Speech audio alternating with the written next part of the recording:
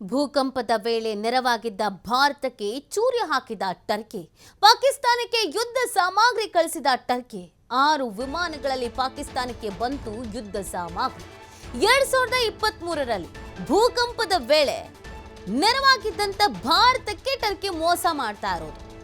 Operation ದೋಸ್ತ್ ಮೂಲಕ ವೈದ್ಯಕೀಯ ನೆರವನ್ನ ನೀಡಿತ್ತು ಭಾರತ ಯೋಧರು ಟರ್ಕಿಗೆ ಹೋಗಿ ಜನರ ಪ್ರಾಣವನ್ನು ಉಳಿಸಿದ್ರು. ಭಾರತದ ವಿರುದ್ಧವೇ ಯುದ್ಧಕ್ಕೆ ಟರ್ಕಿ ನೆರವಾಗಿ ಈಗ ಪಾಕಿಸ್ತಾನಕ್ಕೆ ನಿಲ್ತಾ ಇದೆ. ಇದನ್ನ ದ್ರೋಹ ಅಂತ ಕರೀದೆ ಇನ್ನೇನಂತ ಹೇಳಬೇಕು.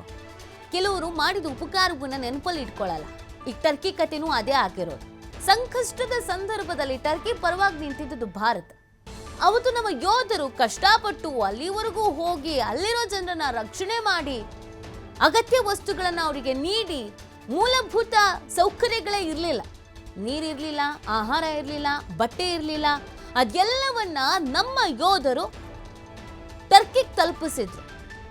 ಪಾಕಿಸ್ತಾನಕ್ಕೆ ಈಗ ನೆರವಾಗಿ ನಿಂತ್ಕೊಳ್ತಾ ಇದೆ ಇದೇ ಟರ್ಕಿ. 6 ವಿಮಾನಗಳಲ್ಲಿ ಪಾಕಿಸ್ತಾನಕ್ಕೆ ಬಂದಿದೆ ಯುದ್ಧ ಸಾಮಗ್ರಿ. 2023ರನ್ನ ನಾವು ರೀಕಾಲ್ ಮಾಡ್ಕೊಳ್ಳೋದಾದ್ರೆ ಅವತ್ತು ಭೂಕಂಪ. ಆ ಭೂಕಂಪದ ಸಂದರ್ಭದಲ್ಲಿ ಏನೂ ಇಲ್ಲದಂಥ ಪರಿಸ್ಥಿತಿಯಲ್ಲಿ ಟರ್ಕಿ ಇತ್ತು.